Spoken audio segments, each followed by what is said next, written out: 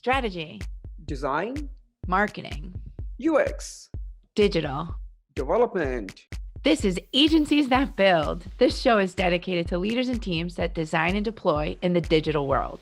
My name is Jessie, and I'm a marketer and an agency owner. And I'm Varun. I'm not a marketer, but a coder and an agency partner.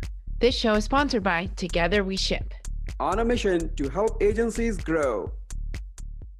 All right, this is it. So we are live. What's up, Varun? Long time no chat. I know. I'm super excited for our second season. Me too. This is going to be fun. And our guest today, who, if you're watching the video, you can see, but if you're listening, I will introduce. So our guest today is a web developer. He's one of the 13 companies who's reached a VIP status with WordPress specifically. He also, and I cannot wait to talk about this in a few minutes, but he is so hardcore that he took the CPA exam for kicks. So that's a fun little fact. He's a writer, an editor, a photographer. So we'll talk a little bit more about that in your history. He's the CEO of Reaktiv, and his name is Josh Eaton. And before I let you say hello, for all of you listening, this is a great way to start season 2. This is his first time on a podcast. So we're breaking him in. Welcome, Josh. We're happy to have you. Hi, thanks so much for having me. I'm excited. So why don't we start off with one of my favorite questions? You know, we're going to jump right in. Ready? So as an agency owner, what's the number one most fun thing for you? Yeah, for me, it's still launch day for a new site or a new project for clients. It's exciting to see the client's reaction when the site is live, and for the team, it's usually a stressful day. Our latest launches have been pretty smooth, but there's always something goes wrong, something that needs to be fixed, and usually that's not too big of a deal. But it's always I always like to take a step back during that day and talk to the team and be like, hey, we just launched this for this brand name client. Like, that's really cool. So that's something I always like to do. So those days are still really, really exciting for me, even if I'm not the one doing the actual development on the site. It really is. It's like you're putting your I don't want to say baby because that sounds kind of weird, but you're just like putting it out there, and it's everyone's always in a good mood after the nerves of fixing all the tweaking and stuff like that. That's really fun. I think I totally get that. I mean, I've been in situations so many times, and I'm always nervous. Nervous and excited and feeling strong about, yes, we have done something great, and then we want to see that happen and get it out and see what the reaction is. So I totally see how the excitement level goes up when you are on that D-Day. Do you ever experience any panic, either one of you? Like, is there a moment of, oh, what did we forget to do? Absolutely.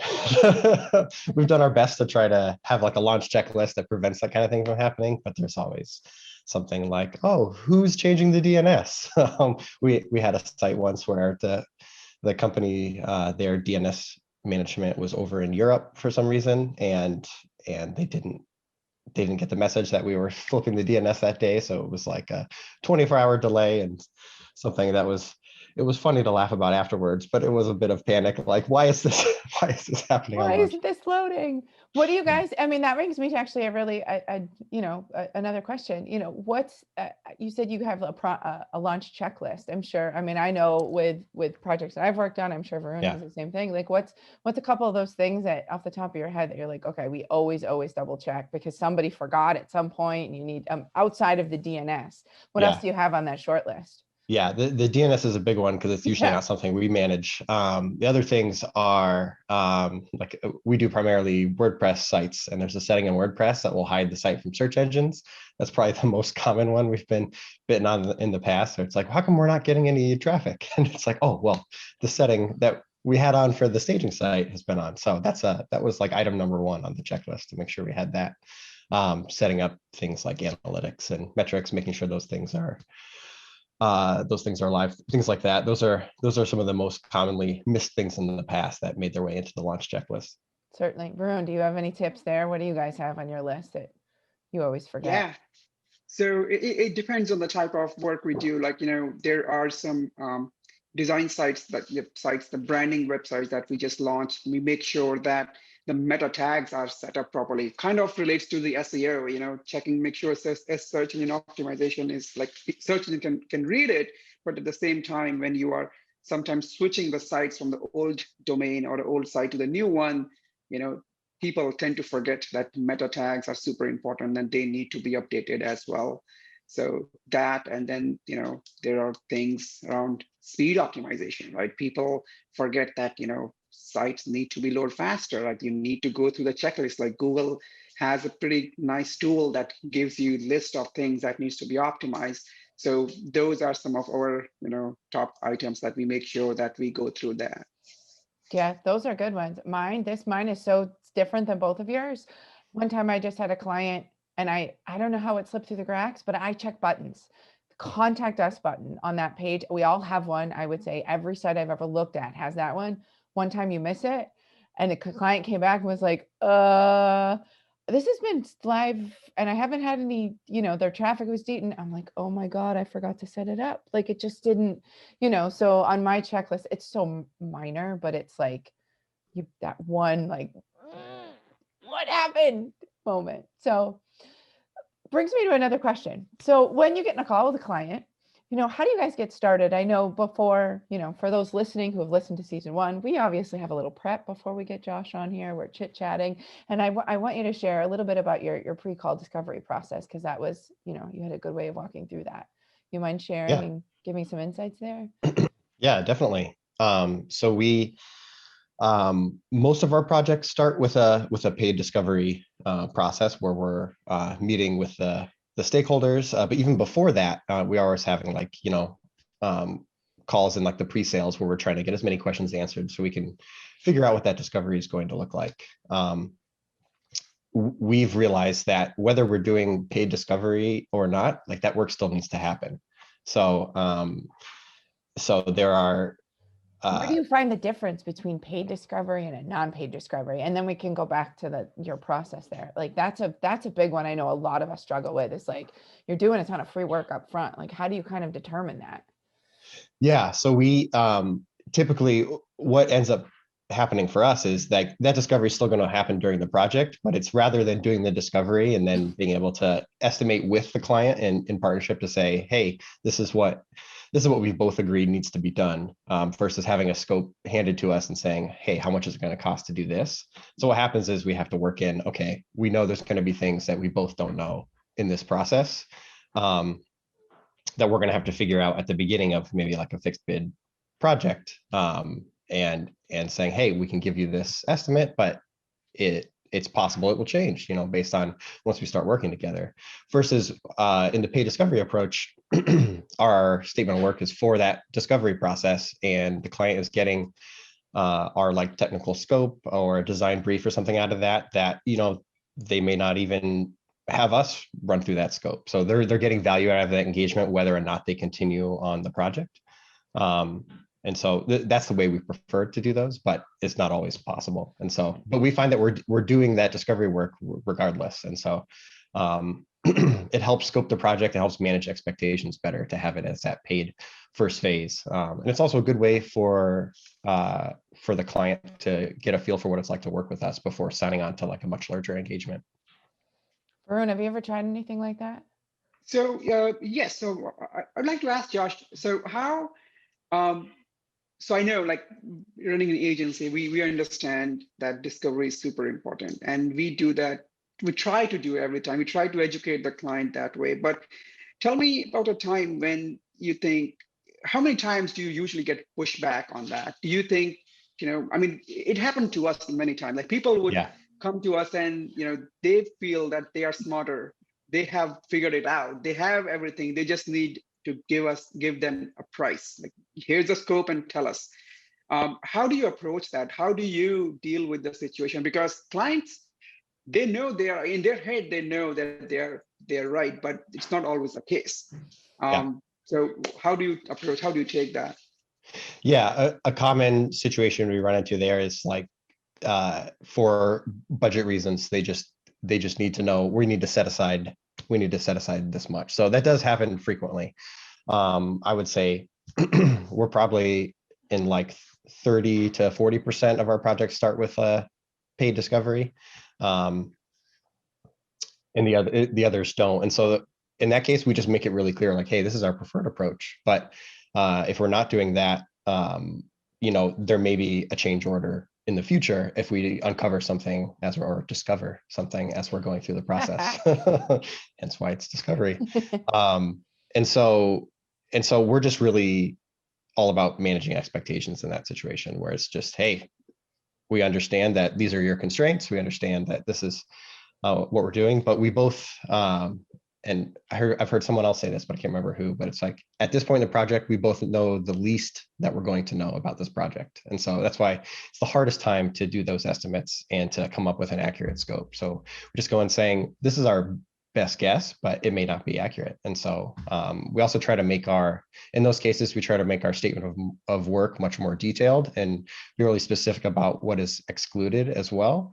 So that way, because if it's really vague, then there can be a lot of back and forth over, well, we thought this was going to be included. So we try to have more discussions up front to make sure that those things are clarified, and that we're both really clear on what's really going into this project.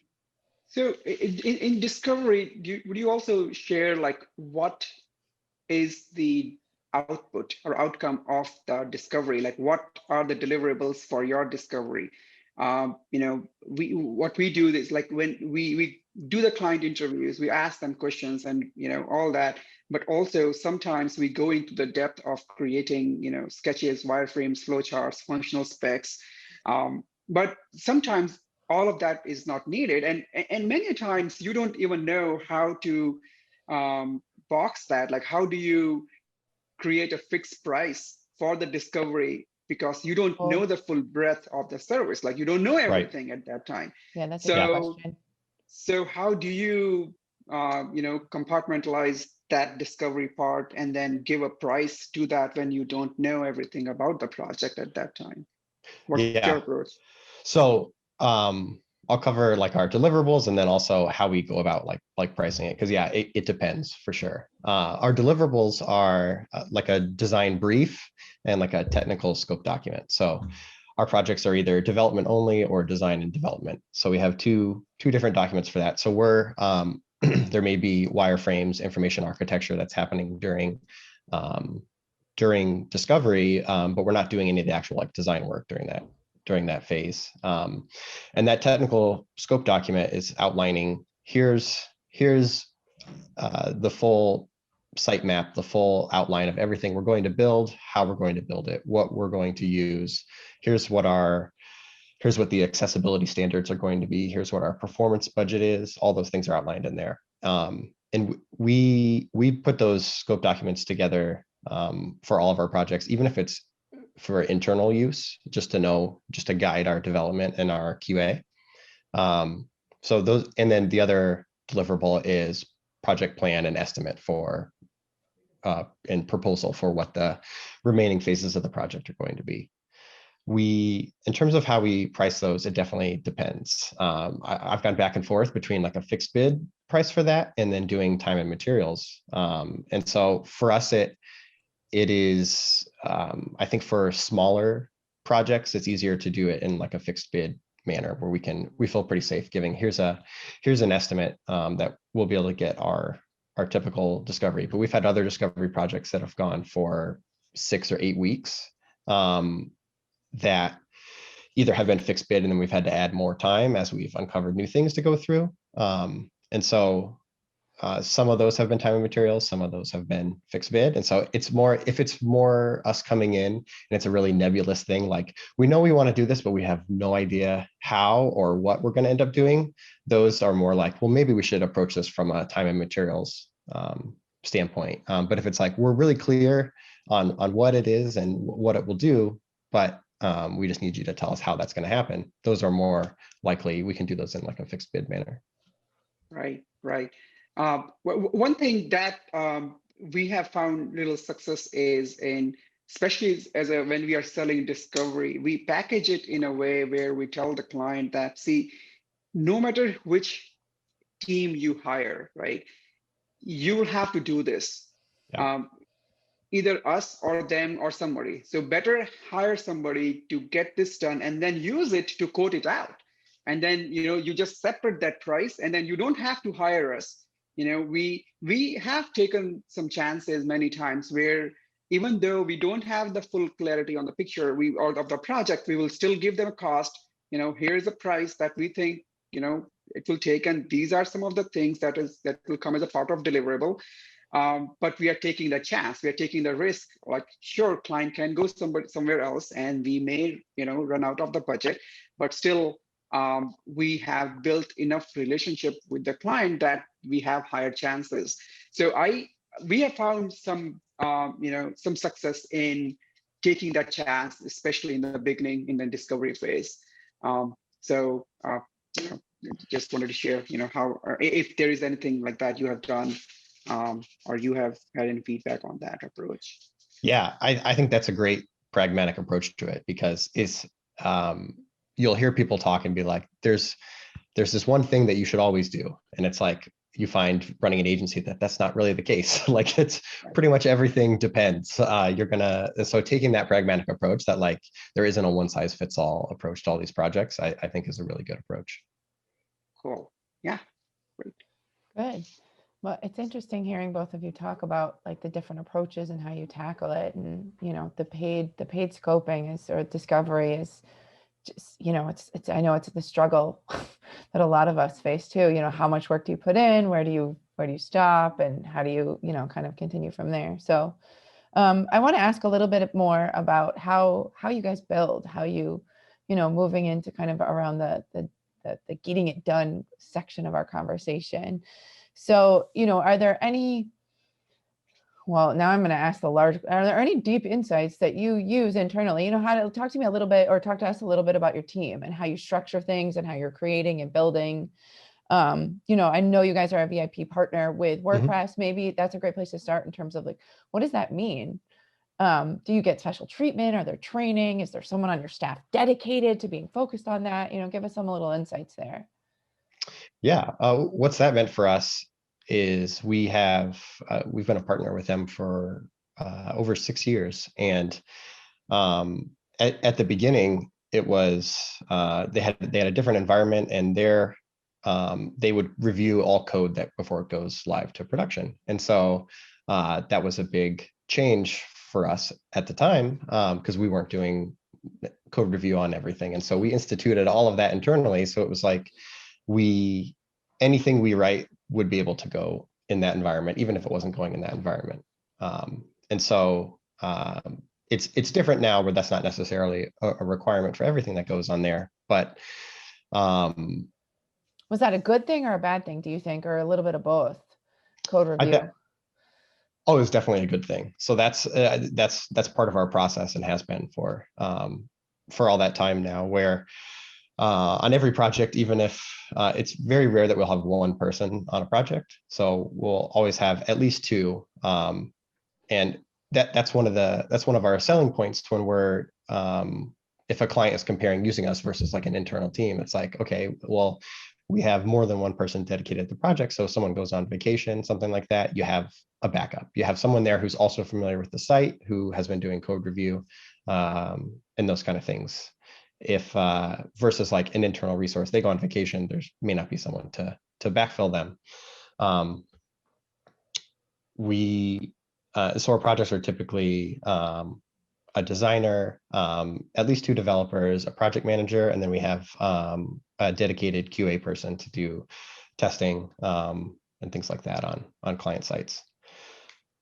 As we've gone through the process of building, especially WordPress sites, we've obviously learned a lot. And so we've built a bunch of tooling around that, everything from like standard build scripts to component library that we can use to have the same or similar markup on every site we build, which makes it much easier for our developers to move between projects, and also just to get started. It's like a 10,000 hour head start when we get started on a project. It's still a custom project, and that it's not opinionated in terms of like how it looks on the front end or anything like that, but it has all of our utilities and all of our like components that we would typically need for a project, rather than, okay, here's a we're building tabs for the 300th time, or we're building an accordion. We have all that built in.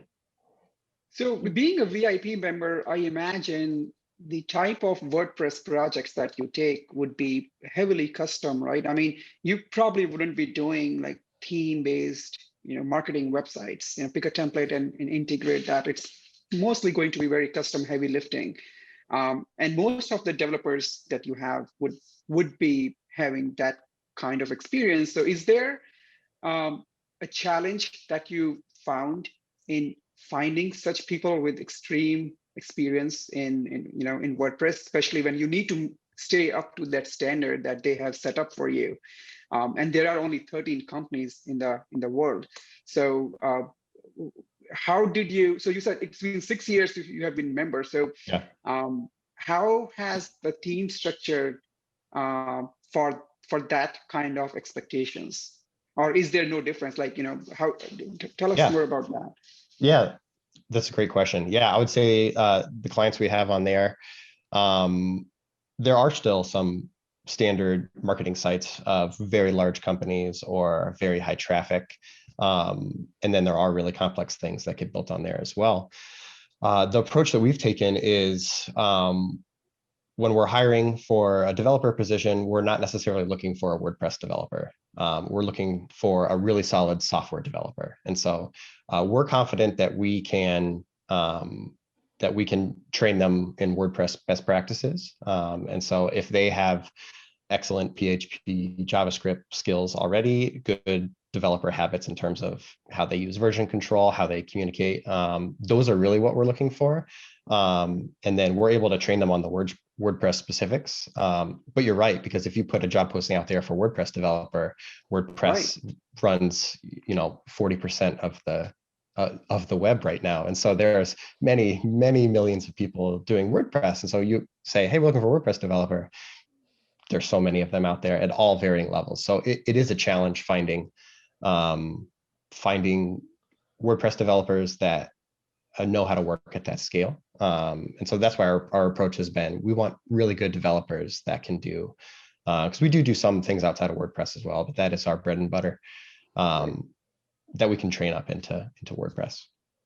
Yeah, that I can imagine, because as you said, like there are millions of WordPress developers, and and especially with the new frameworks and new like Gutenberg or headless CMS, these concepts are coming up. You are moving more and more towards front-end development and making it more seamless. I think looking for a good software developer is a fine approach. It makes total sense.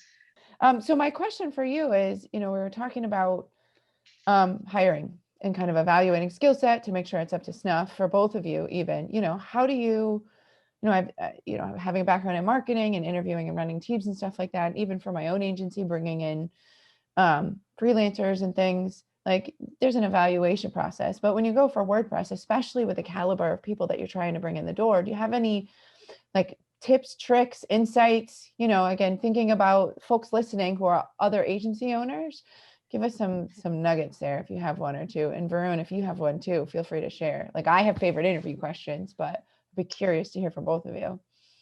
Yeah, our process is I do the first interview, which always feels kind of weird and probably won't scale, but I still do that first interview, which is more behavioral and culture fit. So I usually don't even get around to asking any technical questions or anything like that. It's really more about, what are your career goals? What are you good at? What are you not interested in? Things like that. And it's just a quick list of questions, and we're always running out of time at the end of the interview. So I like how that works, because it's just really simple questions that then get people talking a lot. We will then do like a more technical interview and then a panel interview with members of the team. So we try to include cross-functional members. So it's not just developers interviewing developers, because they're also going to be working with designers and project managers. And so it's helpful to have that insight in the interview process, especially for culture fit.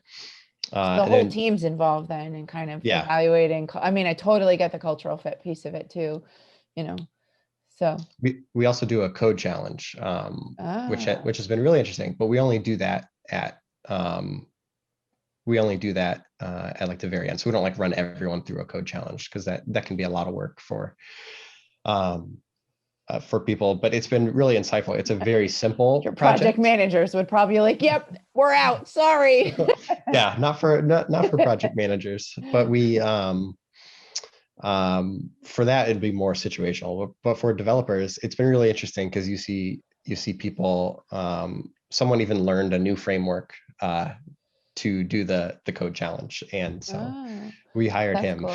It was really interesting. It was like, wow, you're very driven to learn something new, especially for this. And so I like that. I've seen other code challenges or people asking things like FizzBuzz, which is like a common like computer science like question, and I haven't seen a lot of value out of that. Ours is a really simple but very open-ended. So it's like we get we have our idea of how it should be done, and then it's really interesting to see what people do in that. You can learn a lot just from that very simple set of requirements. Yeah, that's such a smart way to do it, because you're going to see how they problem solve too. You know, I have been asked many a weird, that could be a whole nother podcast. What weird interview questions have you been asked? So, you know, like one of my favorite is always, one of my favorites, what's your dream job? And what I want them to answer is like, what do you want to do, you know, in the real world, realistically? But I want to know what that weird pie in the sky like dream is, because it shows you a lot about their insight. It's like such a fun. I've had spies, I've had astronauts, I've had spacemen, I've had, you know, all kinds of weird answers. It's my favorite one is somebody said a frontman for a hair metal band. I was like, that's the best answer I've had in a long time, you know, and he came up, he was a copywriter, some of the best, wittiest copy. It was great. It was a great hire. So great. But so you mentioned something earlier that I want to go back to around scalability. And, you know, you as an interviewing a CEO, the head of the agency, you know, obviously moving out of that role, you know, Varun, I don't know if you do any interviewing anymore based on your role in the company as well, but, you know, let's talk a little bit about scalability in general. Sorry, Varun, I cut you off. Yeah, I was saying I don't interview anymore. So a lot of our interview process have been automated now, meaning we have that, you know, technical test. We have one communication or English language test, because most of our team is offshore. So we do make sure that, you know, they come up with the basic written in, you know, English. That has been, that's a good test. yeah. I mean, you wouldn't think that, you know, here, but I think in the other continent, that is like core, you know, requirement for us to make sure that they cross that level. But technically, I think so. We instead of doing code reviews, we do, you know, the technical test that we have that covers most of it, and then after that, you know, the regular interview process between the teams. That, as Josh said, I think that's something we do too. So. Good. Well, all right. So my question is growth, which is a challenge all of us kind of struggle with. You said it too, you know, going back to you being the CEO of the company and doing the interview yourself. Everyone's moved out of that. I float, doesn't matter, you know, I like it. So I like staying in it.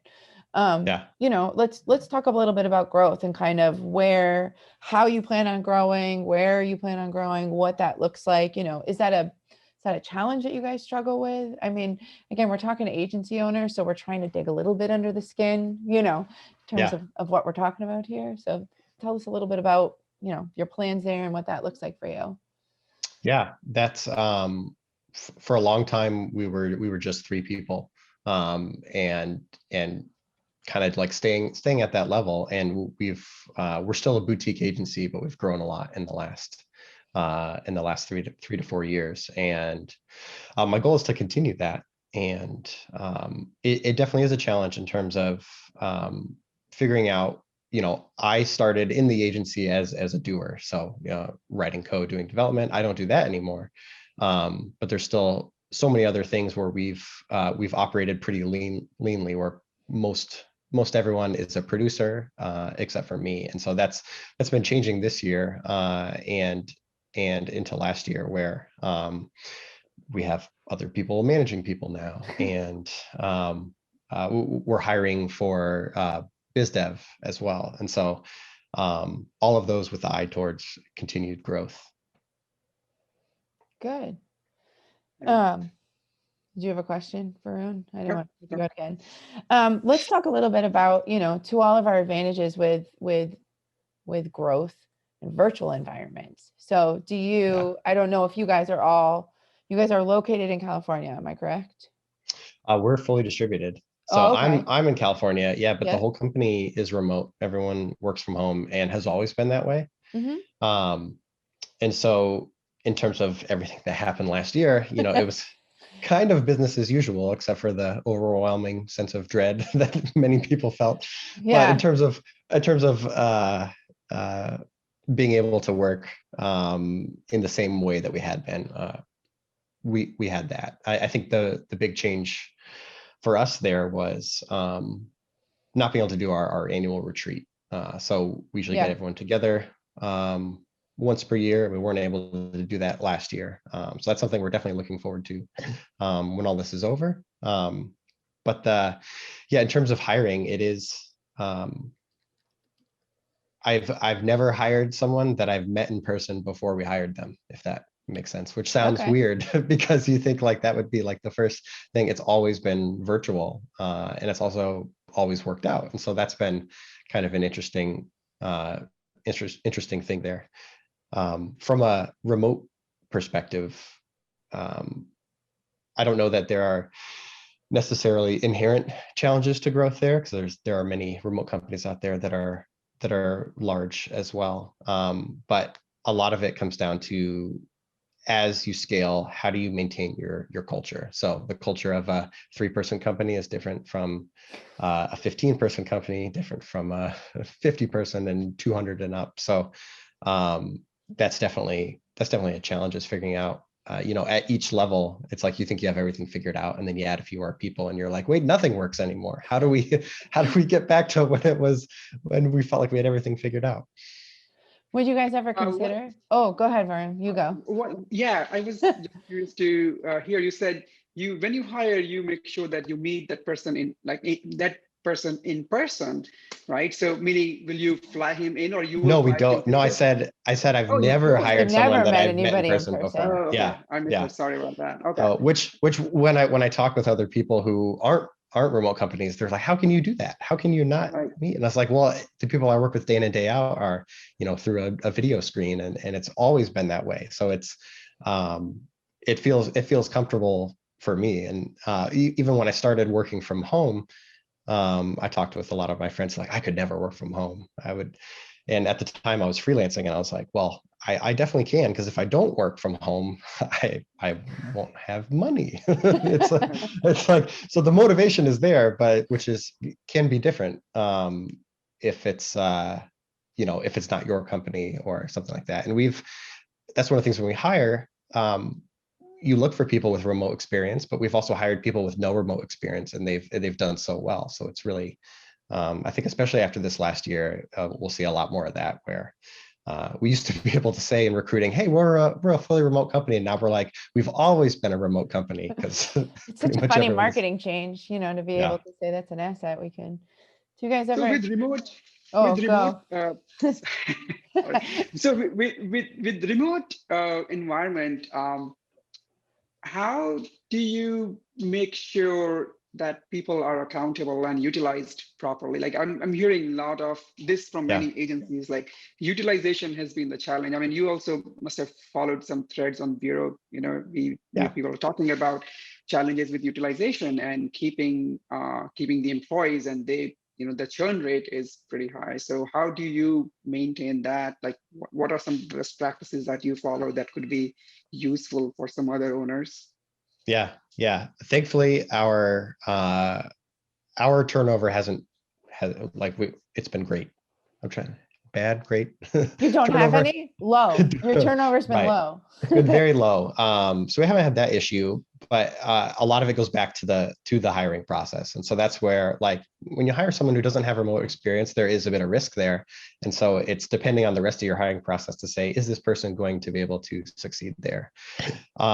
But it really comes down to trusting our employees to do what they say they're going to do. And so we don't have a set, like you need to be available for meetings. And we have clients in all different time zones, but beyond that, there's not like, we don't monitor our employees. There's not like expected to be at their desk at a certain time and be there till a certain time. We track our time, but that's primarily to make sure that, we're tracking billable time and things like that.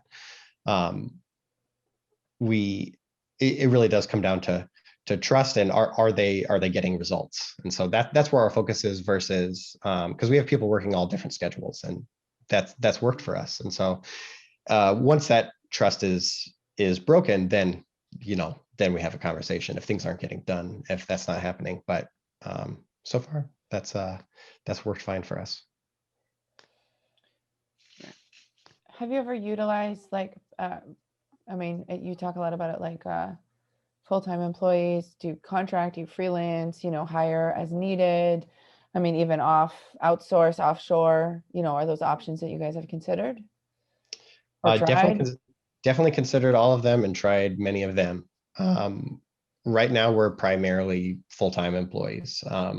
In the past, we have at certain times scaled up with contractors, and it's something we would consider again, but we have primarily been successful when we've been working with our full-time employees. I think some of the issues we've run into in the past is we would be so busy, we'd be like, hey, well, this person is well regarded, well known, we'll let them run this project and everything will go smoothly. And then we find out, no, that wasn't. It's like, when I take the same approach of trusting our employees and doing that with a contractor, it hasn't worked out as well.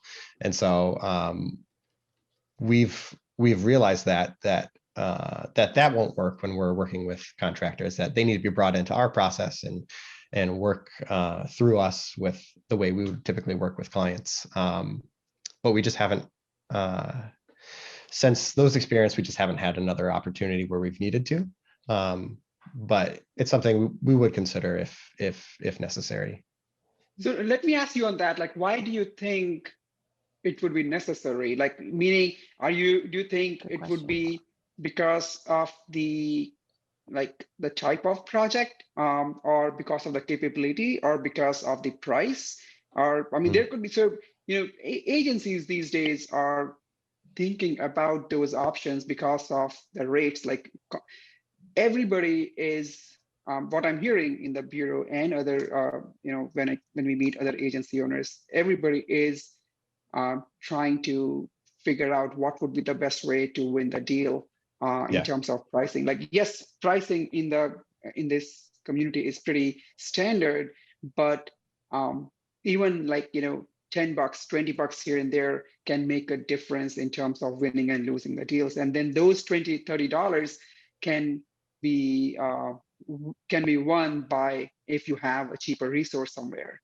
So do you see, when you said you are open to that idea, but when do you think you will be open, and on what scenario it will make more sense for you? Because some agencies would be like, no, we want to keep everything in-house because we work only on these types of projects.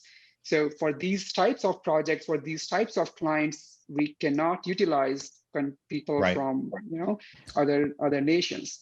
So how's your approach for that? When you think about contractor or remote or offshore or nearshore?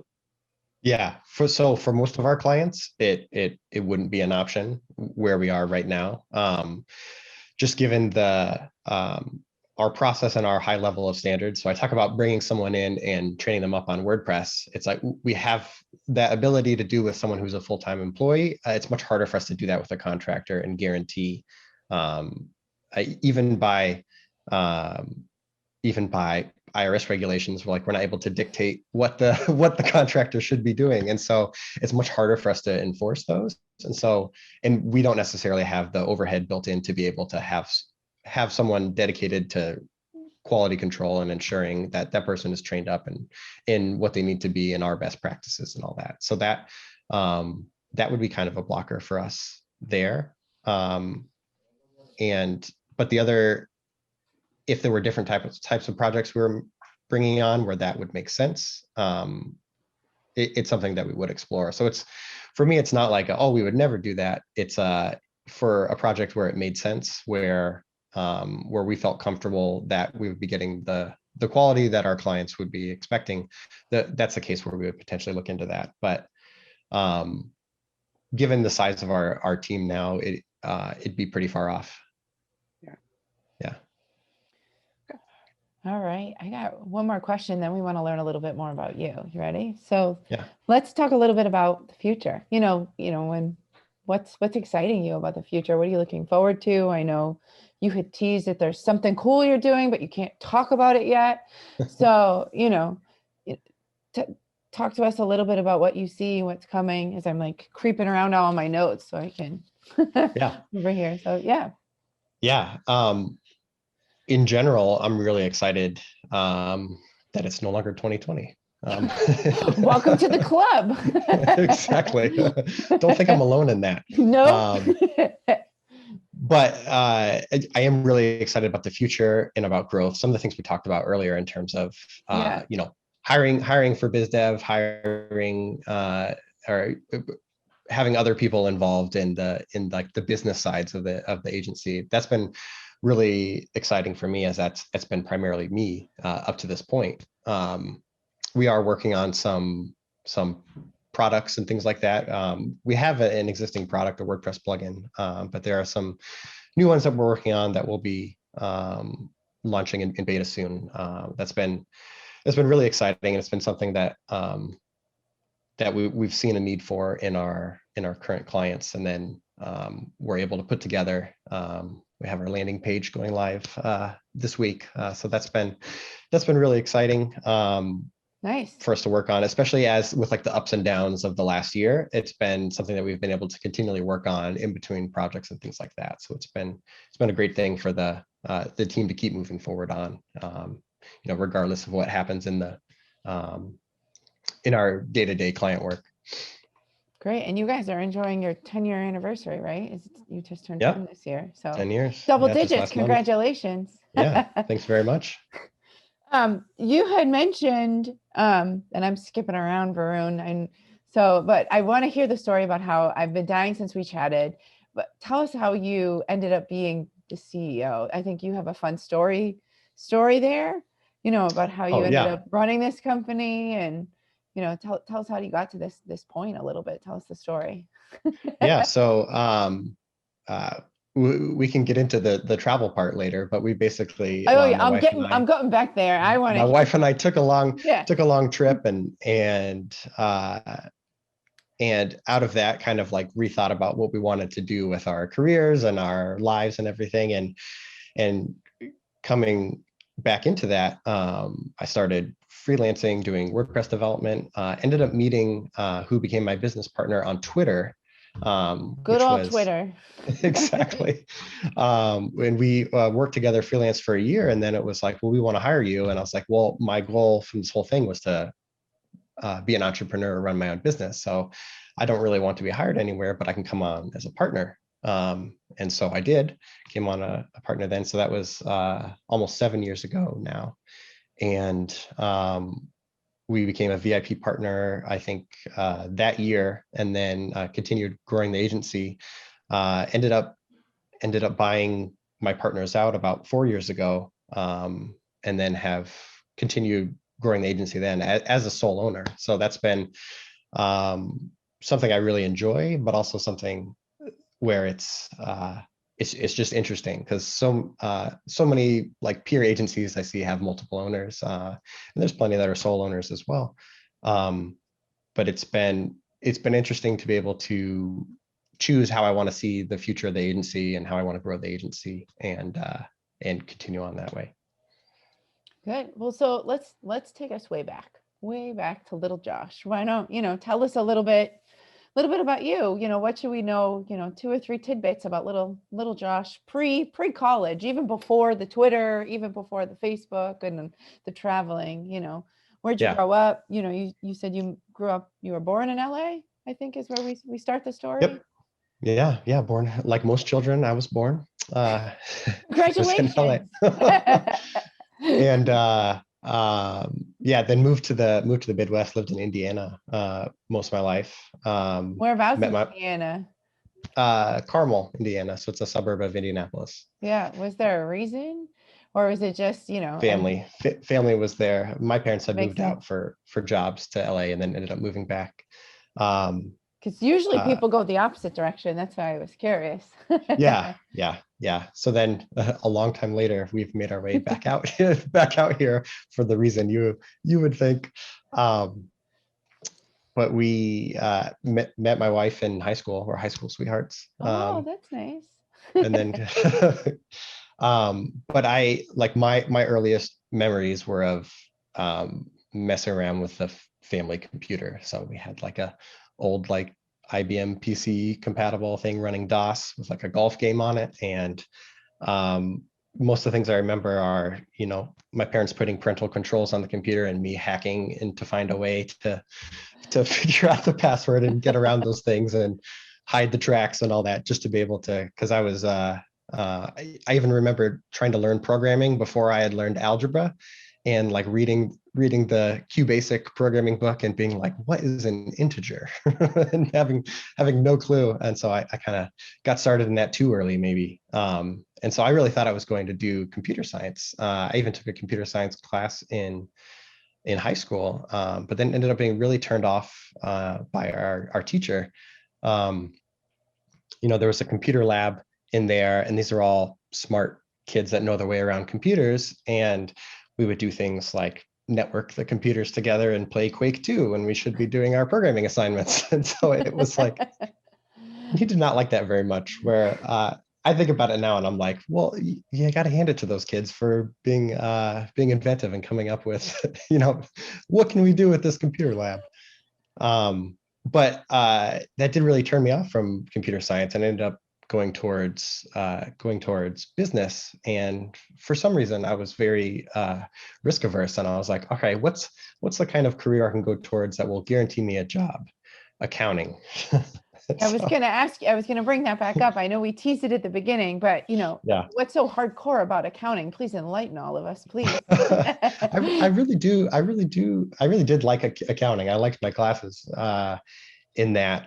But I had internships in accounting during college, and after I did an audit and a tax return the first time, they're like, all right, well, then just keep doing those on and on into the future. And I was like, maybe this won't be for me. And so I ended up going into consulting, because that sounds like, hey, a new thing every time, figuring out solving problems. Went into consulting, but for one of the big four accounting firms. And so I had done all this accounting coursework, got all my credit hours like in 4 years, and it was like, I should still do this CPA exam thing, which I wouldn't recommend it if you're just doing it if you don't plan on being an accountant. It wasn't a fun time for you? It was not. It was 6 months straight when I was already working 80 hours a week to having to study on top of that, because it's 4 different exams. And then I had my registered license, and it lapsed when we did the year abroad. So I didn't get the mail notice that said, so I lost the license, but it has never come in handy. So that, but I was still able to get, when you pass the CPA exam at an accounting firm, you should get a little bonus for doing that. And I applied for that at the company, and they were like, why are you doing this? And I was like, well, you offer it to the accountants. If I'm going to pass the exam, I should get that too. And they were like, okay. So they got the bonus, bought a guitar with it. That was there you great. go. Why not? So tell us a little bit about that gap year. I know we've mentioned it a couple of times, but you guys started a site traveling 9 to 5. Why don't you give us the rundown? Was you and your wife, correct? Yeah. It was both of us. So she sort of started down the path first of being entrepreneurial. She majored in entrepreneurship, went to work for a large hotel in sales, and then was like, I don't really love this, but what I really love, I'm passionate about, is helping people with their health. So she got certified as a personal trainer, quit her job, and started taking on clients at a gym in Chicago, where we lived at the time. And in my job, it was a great job, but I I was still just sort of unfulfilled. I had this feeling that, I would love to run my own business, but that's not something, that was probably for me. I wouldn't be able to take that risk or anything like that. And I remember reading, it was actually someone at the company, someone told me about it. It's like, hey, they just left and did this gap year. And I ended up like connecting with them, and then also started learning about all the miles and points you can do with like credit card bonuses and things like that. That whole game of earning Accounting miles. comes in handy there, doesn't it? It does. Being, yep. And so that I looked at that and it was like, this isn't available anymore. But what we saw was there for like 120,000 miles, we could get a trip around the world, like a ticket around the world ticket that would give you 15 stops or 15 segments or something like that, 35,000 miles total. And I was like, with all the travel that I did in consulting, I was like, we were almost already there. We needed like one more credit card bonus and we could do that. And so then once I sent all that stuff to my wife and sort of forgot about it for a bit. And then I think we were driving home from a wedding one weekend and she was like, we should do this. And I was like, I don't think I talked to her the rest of the weekend because I was just like turning the wheels in my head. And by the end of the weekend, I was like, you're right, we should do this. You're like, and here's my plan and let's go tomorrow. Yeah. So we were like, okay, we'll go in a year, and then moved it up by 6 months. We were like, all right, at the end of this year, we're gone. Ended up both quitting our jobs, had these, so we had 2 round the world tickets on points. So we didn't have to pay for 15 of those flights. Jeez. And so, yeah, it was, they call it travel hacking. And it was like, just like me hacking on the computers when I was little, it was like, how can we do this in a way that is and isn't crazy? So it's like, how can we do this without spending a whole bunch of money, and also in a way that maybe changes our lives? And so we went to 16 countries, traveled for the full year, and then another 6 months inside the US when we came back. Did you have a favorite country? It's a tough question. I always answer it with our favorite country is probably Thailand. We went back twice during the trip. We had such a good time there, and but our favorite experience was probably in Botswana. We did a self-drive safari. So we flew into Johannesburg, rented a 4x4 pickup truck that had like a tent mounted on top. I had never driven a stick shift in my life up to this point. And so that day I spent, it was 3 weeks. We drove through 3 different countries in Southern Africa doing this. I taught myself to drive a stick shift on the 10-hour drive to Botswana, finishing in the dark at like this like campground we were staying at. I stalled at every toll booth that we went through. Good practice. Yeah, but that was the most exhilarating and terrifying experience of our lives, driving through game reserves without like a guide or anything, and getting chased by elephants in the car as we're like reversing through the sand, things like that. It was pretty crazy. I just have one question. I saw that you've been to many countries in Asia. How come India is not in the list? So we wanted India to be its own trip, and we were like, surely, one of my good friends got married last year, and we were like, surely when he gets married, we'll be able to go to India to celebrate his wedding. But they had it in Bali, which was great. but we're like, we missed our trip. But we were like, India's so big, we need to give it its own trip to be able to see, because we didn't want to fly in to see one city and be like, we've seen India. Same thing with Australia and China and Japan. We wanted to come back and see those countries like on their own. So we still plan on visiting. It's definitely high on our list. But in our trip, part of the keeping the cost low is we traveled through, like, I think we spent like 1 week in Europe, and the rest of the time we were in South America, Africa, and Southeast Asia. And so just the way our flights worked out and everything, we were like, let's come back to India on another trip. Yeah. Let me know next time when you go. I'm coming too. That sounds great. Yes. My short list over here. Yeah, it's hard to be disappointed about not going to India when we're like, oh, but we're going to Bali, and it's like, okay, but that was what we had planned for that. Like, this is going to be our chance, and it didn't work out. So outside of traveling, what do you guys do now? What's some of your, we've talked a lot about, work and how you got there and, what kind of stuff. I know COVID changes what we're all stuck indoors doing, but, let's Yeah. say it didn't exist. What are some of the stuff you're into today? Yeah.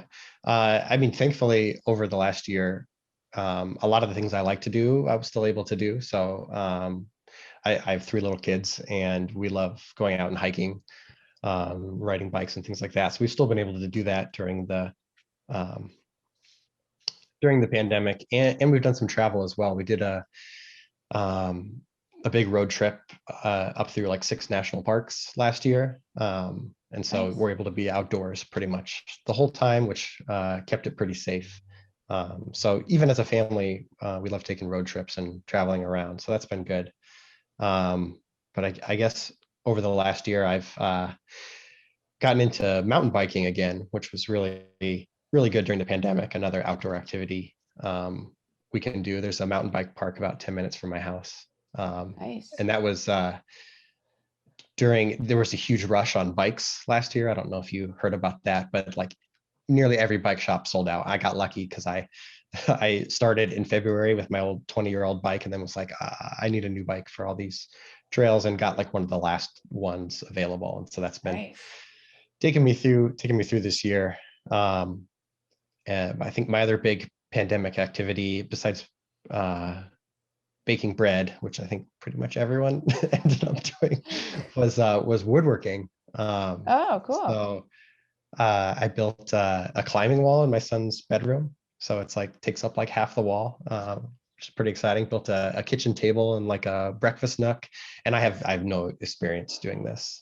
So it has been a big learning experience, buying new tools and things, but that's been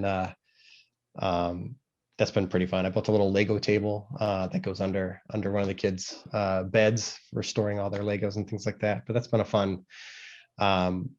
When you spend all day on the computer, it's fun to like kind of go outside and work with your hands and things like that. So it's been a good hobby this year.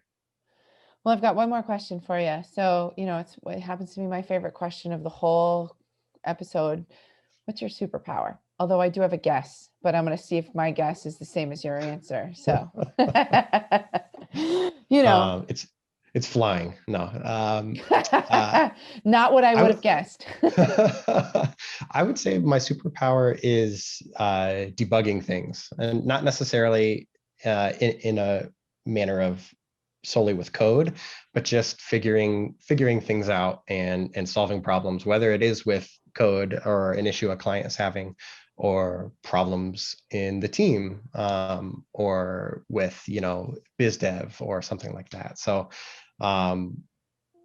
it's what keeps me going is continually solving problems, and I'm confident that given enough time and effort, I'm able to figure out pretty much anything. And so that I feel like that's my superpower. That's good. I was going to guess hacking, so I wasn't too far Hacking. off. So, well, this is such a pleasure, Josh.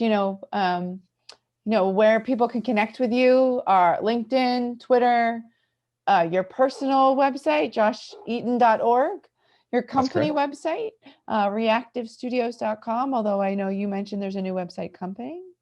Yes. And your travel website's still up, traveling 9 to 5, the numbers 929t05.com, correct? That's correct. Awesome. Well, thank you so much. That's it, everyone. If you learned something today or laughed, or tell someone about this podcast, thanks for coming, and we'll see you next time. Thanks for listening. Find our other episodes on agenciesthatbuild.com. Plus, we're listed anywhere you find your favorite podcast.